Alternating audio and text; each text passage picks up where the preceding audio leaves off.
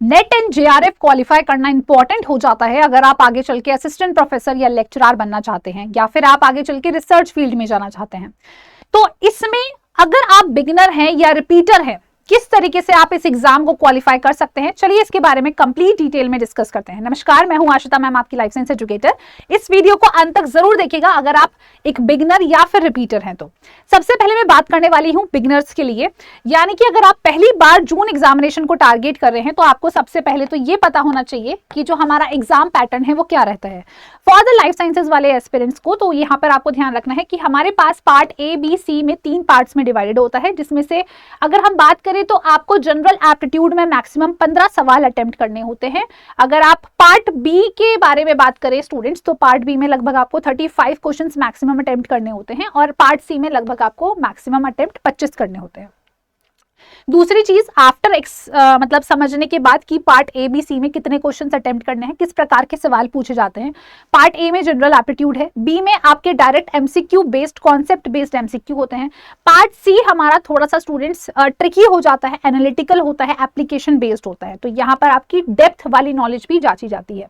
Next चीज आपको ध्यान रखना है कि जो आपकी कोर यूनिट्स होती है, जो फंडामेंटल यूनिट्स होती हैं, यानी कि लाइफ साइंसेस में आपके पास टोटल 13 यूनिट्स अभी तक आपकी इंक्लूडेड हैं फॉर जून सिलेबस।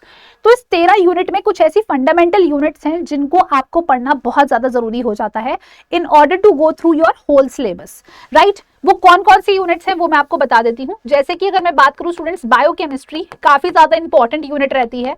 दूसरी आपके पास मॉल बायो, इसके बाद अगर हम बात करें cell bio and cell signalling, और आपके पास यहाँ पर आ जाता है जेनेटिक्स। तो ये आपके पास कुछ ऐसी बेसिक फंडामेंटल यूनिट्स है जो आपका पूरा एक कोर बनाती हैं, तो उन यूनिट्स को आप जरूर टारगेट करें अपने फंडामेंटल्स को स्ट्रॉन्ग करने के लिए। दूसरी चीज है स्टूडेंट्स, आपको पीवाईक्यू ट्रेंड एनालाइज करना बहुत ज्यादा इंपॉर्टेंट हो जाता है, क्योंकि ये ट्रेंड आपको ये समझाता है कि कौन सी यूनिट से लगभग कितना आपके सवाल बन सकता है। तो इससे रिलेटेड भी मैंने एक वीडियो ऑलरेडी बना रखी है, यूनिट वाइज वेटेज, आप उसको भी जाके देख सकते हैं।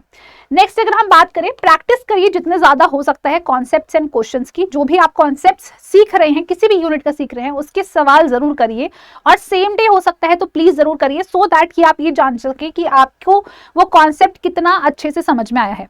पार्ट सी के सवाल तभी क्रैक होंगे जब आप प्रैक्टिस करेंगे, और हो सकता है कि आप एक बार सवाल को पढ़ें, आपको समझ में ना आए, बट स्टूडेंट्स विद रिपीटिशन ही आप अपने अंदर चेंजेस देखेंगे कि पार्ट सी के सवाल आप सॉल्व कर पा रहे हैं। तो part C initially for the beginners challenging हो सकता है, बट विद टाइम आप उसमें डिफरेंस देखेंगे जैसे जैसे आप प्रैक्टिस करते हुए चलेंगे। नेक्स्ट अगर हम बात करें, CSIR एग्जामिनेशन को क्वालिफाई करने के लिए आपके लिए सबसे ज्यादा इंपॉर्टेंट है रिवीजन। 13 की 13 यूनिट अगर आप टारगेट कर रहे हैं तो जरूरी नहीं है स्टूडेंट्स की ये सभी यूनिट्स आपको एंड वक्त तक याद रहे। तो अगर आप जो भी यूनिट टारगेट करते हैं, पढ़ते हैं, उसके बाद उस यूनिट को जरूर रिवाइज करिए, उसको टोटली असाइड मत रखिएगा।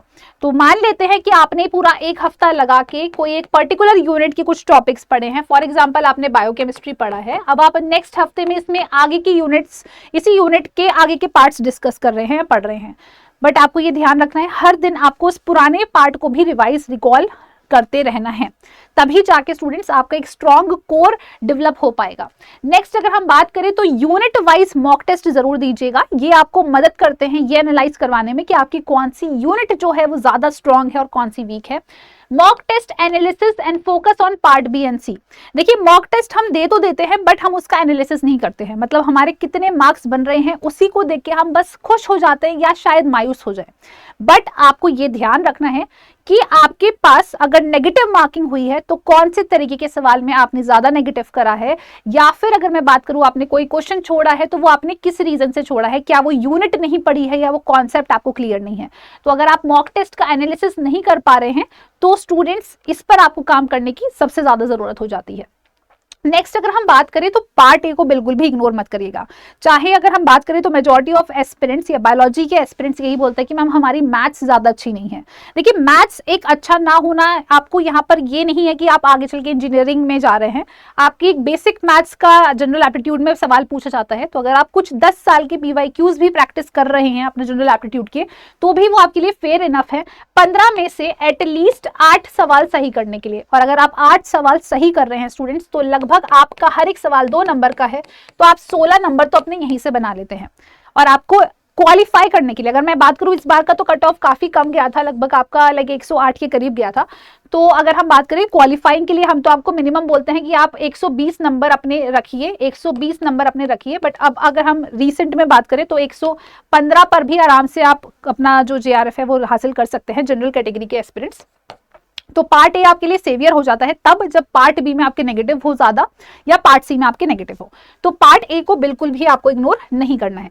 ये आपके पास रिस्पेक्टिव यूनिट्स हैं स्टूडेंट्स, तो सिलेबस को अच्छे से गो थ्रू करिए जो भी बिगिनर्स हैं, और इसमें ये समझने की कोशिश करिए कि अगर आपकी कोई ऐसी यूनिट है, जैसे कि आप बॉटनी बैकग्राउंड से हैं, तो आपके लिए प्लांट फिजियोलॉजी को टारगेट करना काफी आसान हो जाता है। एनिमल फिजियोलॉजी ट्रिकी हो जाती है, तो आप इनमें से कोई एक यूनिट को चुन सकते हैं, कोई दिक्कत की बात नहीं है। डेवलपमेंट बायोलॉजी आपके लिए थोड़ा सा डिफिकल्ट हो जाएगा, बट इसमें एनिमल के साथ साथ प्लांट वाला पार्ट होता है, वो आपके लिए आसान हो जाएगा। तो आप थोड़ा सा पढ़ लेंगे अगर एनिमल वाला पार्ट, तो वो उतना ज्यादा डिफिकल्ट नहीं रहेगा।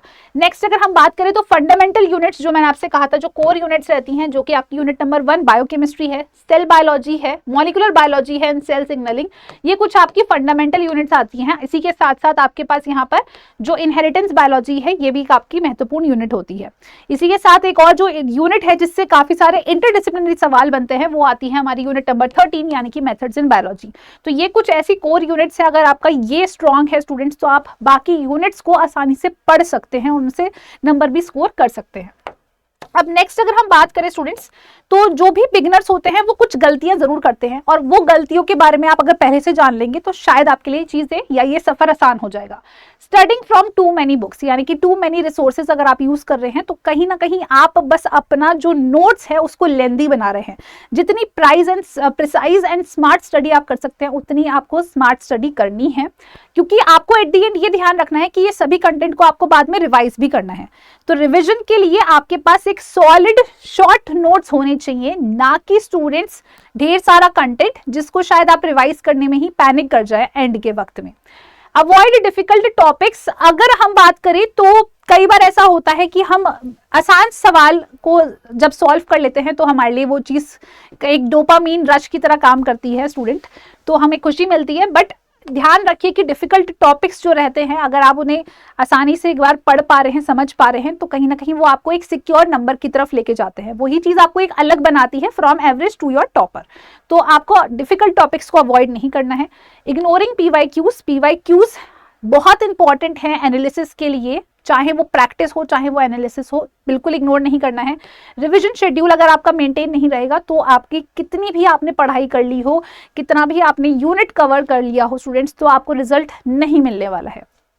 कंपेयरिंग प्रिपरेशन विद अदर्स, ये सबसे ज्यादा कह सकते हैं रिग्रेटफुल हो जाता है, बट इनिशियली तो आप नहीं करिए, बट हाँ एंड के टूवर्ड्स आप कहीं ना कहीं कंपैरिजन थोड़ा सा डेवलप करना पड़ता है, so as to have a competitive feeling कि यार हम कहीं कुछ गलत तो नहीं कर रहे हैं, या फिर हमें और पढ़ने की जरूरत तो नहीं है। तो ये थोड़ा तो ठीक रहता है कॉम्पिटिटिव फीलिंग रखना, बट इतना ज्यादा नहीं कि आपको वो ओवर प्रेशराइज कर दे। ऑलराइट, नेक्स्ट अगर मैं बात करूं कि अगर आप रिपीटर हैं तो आपको किन बातों का ध्यान रखना है, मतलब आप पहले भी CSIR दे चुके हैं बट शायद क्वालिफाई नहीं हो रहा है, तो सबसे पहले do a brutal self analysis, किस कारणवश से आपका क्वालिफाई नहीं हो रहा है, किन बातों का तुम्हें ध्यान रखना है। Did I complete the full syllabus, क्या आपका सच में कोई सिलेबस जो था वो कंप्लीटली आपने पूरा पढ़ा था या नहीं पढ़ा था। Did I practice enough part C numerical questions या पार्ट सी क्वेश्चंस।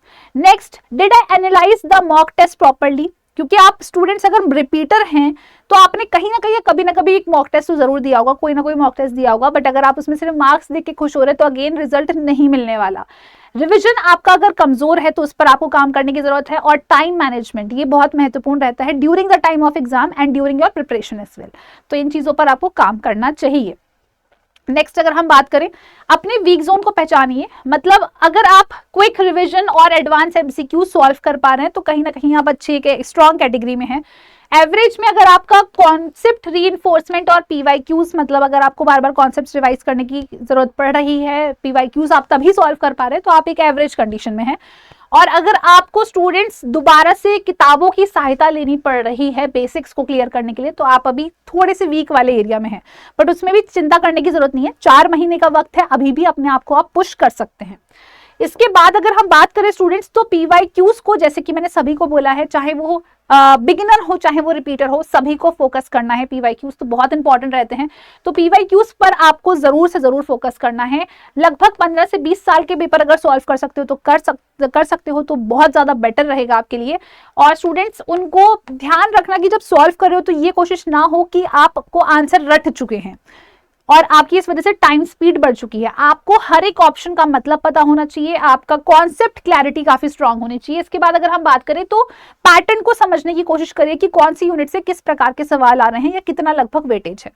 तो इस तरीके से आप स्टूडेंट्स ज्यादा अपना जो कह सकते हैं बेनिफिट की तरफ पहुंचेंगे, यानी कि toward securing good marks in your CSR examination. Part C में आपको जरूर काम करना चाहिए क्योंकि ये आपके लिए बहुत ज्यादा बेनिफिशियल होता है। कई बार हमारा जो पार्ट बी है वो इतना स्ट्रांग नहीं होता, बट पार्ट सी और ए स्ट्रांग है, तो अभी हम सिलेक्शन निकाल लेते हैं। तो मोस्ट रिपीटर्स इसलिए फेल हो जाते हैं क्योंकि वो एनालिटिकल क्वेश्चंस पर ध्यान नहीं देते हैं, कॉन्फिडेंस उनका कम होता है न्यूमेरिकल वाले सवालों को सॉल्व करने में या हायर ऑर्डर क्वेश्चंस को सॉल्व करने में। ज्यादा से ज्यादा क्वेश्चन प्रैक्टिस करिए इस काम पर। आपको ग्राफ बेस्ड जो भी सवाल हैं उनको पढ़िए, समझिए, क्योंकि अधिकतर वो आसान होते हैं, देखने में मुश्किल लगते हैं। Experimental questions, numerical questions, data interpretation वाले क्वेश्चंस, इनको ज्यादा से ज्यादा पढ़ने की और प्रैक्टिस करने की कोशिश करिए। अब कुछ ऐसी मिस्टेक्स जो जनरली रिपीटर्स करते हैं, rejoining the same material without change, यानी कि अगर आपका हो सकता है कंटेंट में कुछ कमी है, यानी कि आप जो पढ़ रहे हैं स्टूडेंट्स उसमें फुल इंफॉर्मेशन नहीं है या वो रिक्वायर्ड इंफॉर्मेशन नहीं है जहां से सवाल आते हैं, तो प्लीज आपको पहले तो उस चीज को बदल लेनी चाहिए। नेक्स्ट अगर हम बात करें तो बार बार बस वीडियो लेक्चर्स देख रहे हैं, बट उसको कितना समझ रहे हैं, कितना इंप्लीमेंट कर रहे हैं, उस पर ध्यान नहीं दे रहे हैं। सिर्फ वीडियो लेक्चर्स देखने से कुछ नहीं होगा, ये चीज ध्यान रखिएगा। पार्ट ए को इग्नोर नहीं करना है, चाहे आप रिपीटर हो बिगिनर हो। पार्ट ए बहुत महत्वपूर्ण रोल प्ले करता है। लगभग आपके 30 नंबर, अगर आप 15 में से 15 सही करते हैं तो 30 नंबर आपको दिला सकता है। Not solving enough advance question, studying emotionally instead of strategically, मतलब बस सिलेबस को कंप्लीट कर रहे हैं, कोई स्ट्रैटेजी नहीं है और कोई टाइम मैनेजमेंट नहीं है, तो भी स्टूडेंट कहीं ना कहीं आप अपने JRF के रास्ते पर थोड़े से फेल हो सकते हैं। तो मैं उम्मीद करती हूँ ये सभी बातें आपको समझ में आ गई होंगी। अब अगर तुम्हारा टारगेट है कि जून 2026 तो हमें क्वालिफाई करना ही करना है और लाइफ साइंसेस बैकग्राउंड से स्टूडेंट्स, तो आप बिल्कुल जुड़ सकते हैं हमारे साथ भी, क्योंकि अभी होली के इस फेस्टिवल के दौरान आपको इसमें स्पेशल डिस्काउंट भी मिल रहा है। मेगा पैक इसलिए स्टूडेंट्स क्योंकि इसमें आपको तीनों पार्ट्स की तैयारी करी जाती है, यानी कि ABC तीनों की, प्लस आपको यहाँ पर 118 मॉक टेस्ट भी मिलते हैं एडिशनल, और इसमें अभी आपको एक्सटेंडेड वैलिडिटी भी मिलने वाली है। क्या है ऑफर आपको वो भी मैं बता देती हूँ और किस तरीके से आपको इसमें एक्स्ट्रा डिस्काउंट मिलेगा। तो अगर आप YT13 कोड का इस्तेमाल करते हैं तो आपको यहाँ पर एक्स्ट्रा डिस्काउंट भी मिल जाएगा। तो स्टूडेंट्स आपको सबसे पहले तो हमारी ऑफिशियल वेबसाइट यानी कि ADA 24/7 की वेबसाइट पर जाना है। गूगल पर सीधा ADA 24/7 डालोगे, वेबसाइट खुल जाएगा इस तरीके से। ऑल कोर्सेज में जाना, CSIR नेट और लाइफ साइंसेज सेलेक्ट कर लीजिएगा। मेगा पैक पर आप जा सकते हैं। उसके बाद आपको यहाँ बाय नाउ पर क्लिक करना है और यहाँ आप कूपन कोड डाल दीजिए। कूपन कोड है आपके पास YT13। जैसे ही आप ये अप्लाई करेंगे स्टूडेंट्स, तो ये आपके पास बहुत ज्यादा डिस्काउंटेड अमाउंट में आपको ये हमारा बैच जो है वो मिल जाएगा। और अगर मैं अभी बात करूं ऑफर के बारे में, तो आप देख सकते हैं कि यहाँ पर अभी होली के शुभ अवसर पर आपको एक्स्ट्रा डिस्काउंट मिल रहा है। 2x validity plus 3 months extra, यानी कि अगर 6 महीने का बैच है तो वो लगभग डबल वैलिडिटी पर मिल रहा है, उसमें 3 महीने और एडिशनल आप जोड़ सकते हैं स्टूडेंट्स। तो ये सब चीजें जो है आपको यहाँ पर देखने को मिल रही हैं। अगर आप सिर्फ फाउंडेशन बैच में जुड़ना चाहते हैं तो वो आप वहां पर भी हमारे साथ कनेक्ट कर सकते हैं। तो ये चीज आपको ध्यान रखनी है स्टूडेंट्स। और नेट क्वालिफाई करना इसलिए भी इंपॉर्टेंट है क्योंकि अब बहुत ही जल्द काफी सारी स्टेट्स में ऐसी वैकेंसीज निकलेंगी जहां पर मिनिमम एलिजिबिलिटी आपके पास नेट रहेगी। तो असिस्टेंट प्रोफेसर, लेक्चरर अगर आपका बनना सपना है तो ये सपना आप पूरा कर सकते हैं after qualifying your net examination. तो अगर अभी तक टारगेट नहीं करा है तो प्लीज जरूर करिए अपने इस नेट एग्जामिनेशन को। एंड अगर इससे रिलेटेड कोई भी इंफॉर्मेशन या आपको मदद की जरूरत है स्टूडेंट्स, तो आप मेरे साथ भी कनेक्ट कर सकते हैं over my personal Telegram channel as well. अगर इससे रिलेटेड कोई भी डाउट है कमेंट बॉक्स में जरूर बताइएगा और वीडियो पसंद आई है तो लाइक और शेयर जरूर करिएगा। धन्यवाद।